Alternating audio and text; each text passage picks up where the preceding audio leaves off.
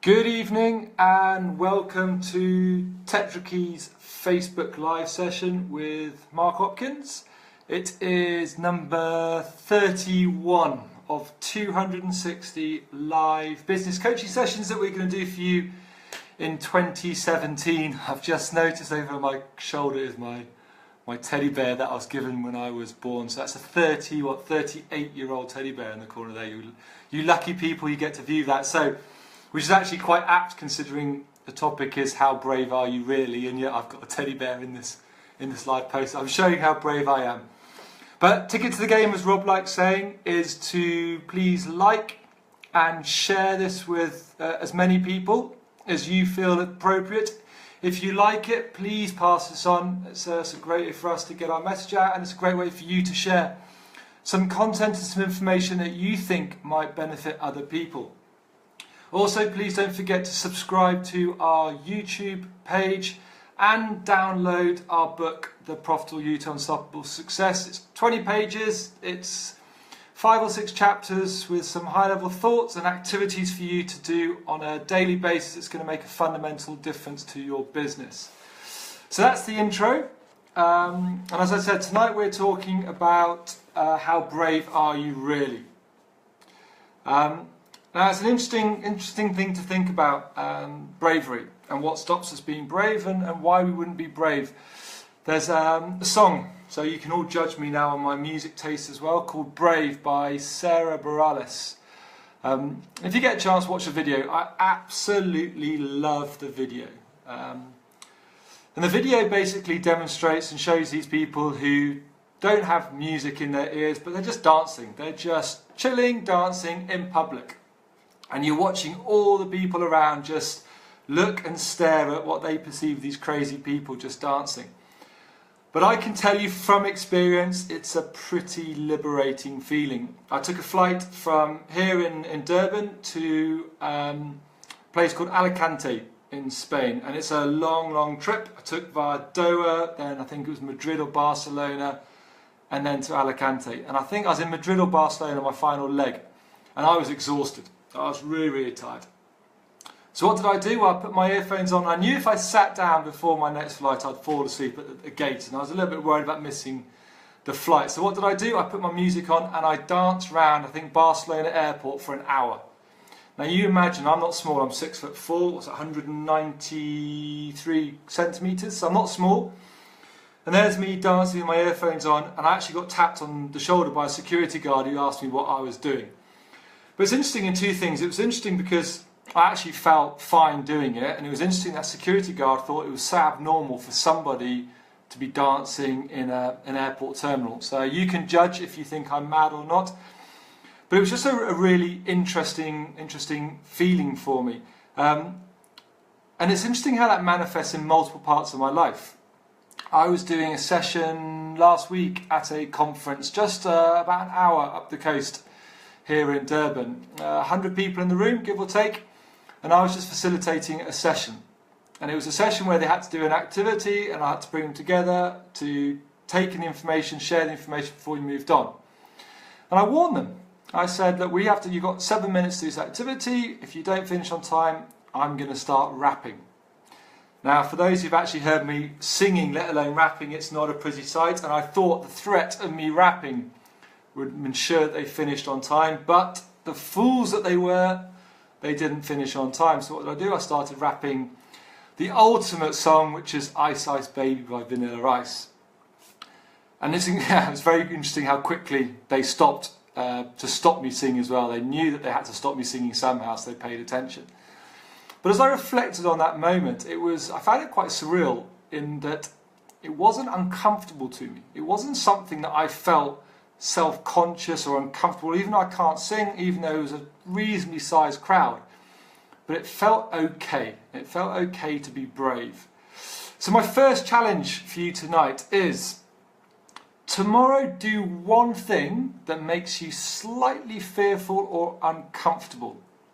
Slightly fearful or uncomfortable. Something that you wouldn't normally do, or something that you wish you did do, but you always pull the reins in. You always stop yourself from taking that plunge. It may be someone's phone number. Considering it's Valentine's Day, let's put some romance out So maybe it's someone's phone number you've just been wanting to ask for but you haven't got. Maybe it's a customer that you've been wanting to close a deal but you haven't had the bravery to actually do that. So my challenge for you tomorrow is to do one thing that's going to make you slightly fearful or uncomfortable, and let us know what happens. Please put it on this post at the bottom, give us a message, tell us what it is.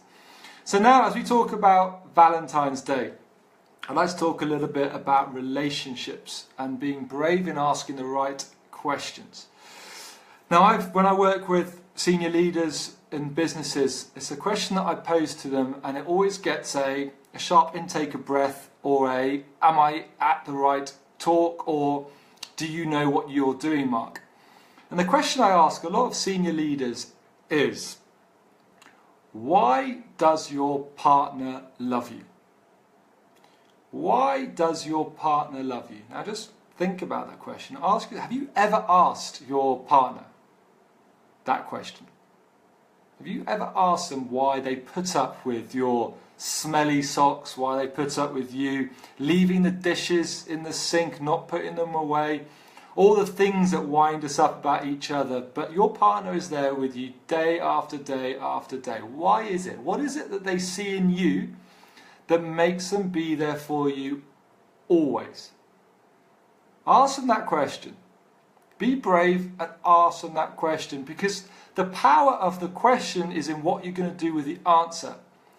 If you are able to understand what it is that you do that makes that person stick with you through thick and thin, imagine how you could leverage that information in your business. Leverage it with your colleagues, leverage it with your key customers. Take what you are so good at, take what people closest to you value the most in you, and apply it in all facets of your life. You are not Mark at home and then a different person when I step into my business. I'm the same person. I have the same skill sets outside Tetrakey as I do in Tetrakey. I'm loved outside Tetrakey, so I'm also trying to understand what it is that people value and love in me outside Tetrakey, and should I apply it in my business? So be brave. Ask that question from a loved one and listen to the answer, and then see how you can apply that in all facets of your life. So that's the second challenge for tonight. First challenge, to remind you, do one thing tomorrow that's going to make you slightly fearful or uncomfortable. Second thing is, ask your partner. It could be mother, father, brother, sister, whoever it is, a loved one in your life who's with you all the time, who sticks with you. Ask them what it is that they love about you, and then think how you can apply that in all facets in your life.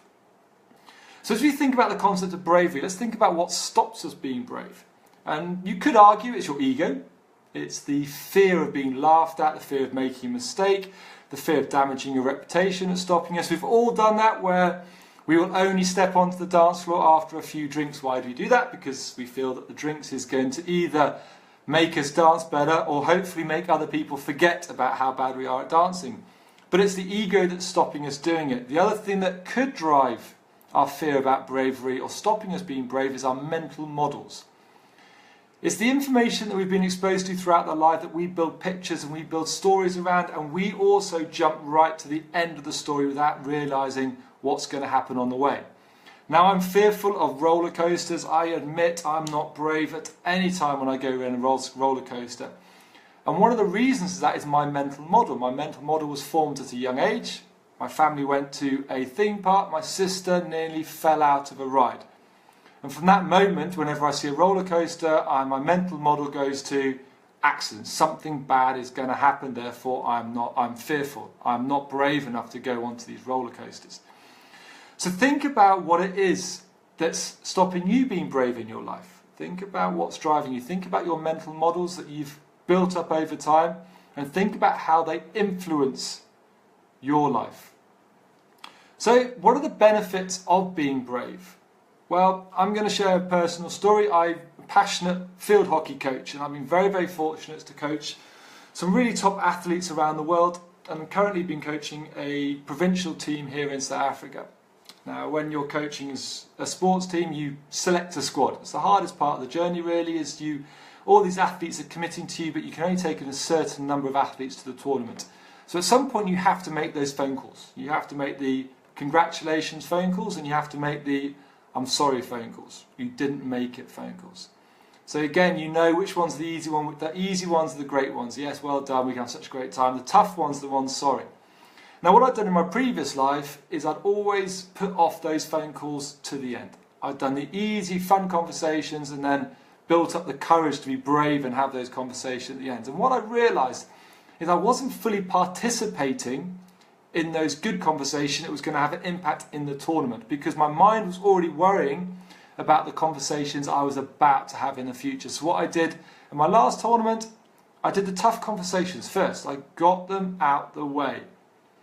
Got them out the way, not in a negative sense, but from a personal point of view, I'd had the right conversation with the right people, and now I could focus on the squad and building for the tournament. And it was an incredible difference in terms of the types of conversation I had with both parties, not just the positive conversations, but the conversation which was a tough message. It was a fundamentally different conversation. So another challenge for you I have a think about those conversations that you're currently putting off. The ones that you know you should be having, but you're waiting for the right moment, or you're going to do it tomorrow. We all have that, don't we? We all have that thing, well, that's all right, I'll do it tomorrow. Have those conversations. Wake up tomorrow morning and the first phone call you make, the first conversation you make is the one that you've been putting off for the last week. Have that conversation and see the difference it will have to your day. Your mind will be decluttered, your business will fly because you are focused on all the positives around your business. You will not be worrying about the future that might happen. So think about that. Think about what are the questions you've avoided and think about how you're going to do that. So the final thing I want to chat to you tonight is about opportunities. When we're brave, we sometimes open ourselves up to opportunities we might not have experienced previously. Now, last year I commuted between Durban and Johannesburg, and at the end of the year I did 86 flights, which is a lot of flights. Always tried to sit in the same seat at the front of the plane. There's always a lady in front of me. I think she worked for the airline, and I always tried to have the conversation with her, but through scenarios, situations and excuses on my behalf, I never had that conversation. 3 weeks ago, I finally plucked up the courage to have that conversation. Guess what? That was the day that I left my iPad on the plane. 86 flights, never left a thing on the plane. The day I spoke to the lady who worked for the airline is the day I left my iPad on the plane. So guess what I did to get my iPad back? Phoned her because I asked for her email address because I wanted to share some information that I had about the airline, opportunities to enhance the airline. Phoned her up within 5 minutes. She goes, Mark, I've got your iPad. So by being brave, you have no idea what opportunities are open up for you. Think about it, it's Valentine's Day. Were you brave when you asked for the phone number, when you asked for the dance, whatever it was that you did in order to start a connection with that person who's now your Valentine? You had to be brave. So there it is. Some challenging things for you to think about. It's some questions to ask yourself. Look in the mirror and say, how brave are you really?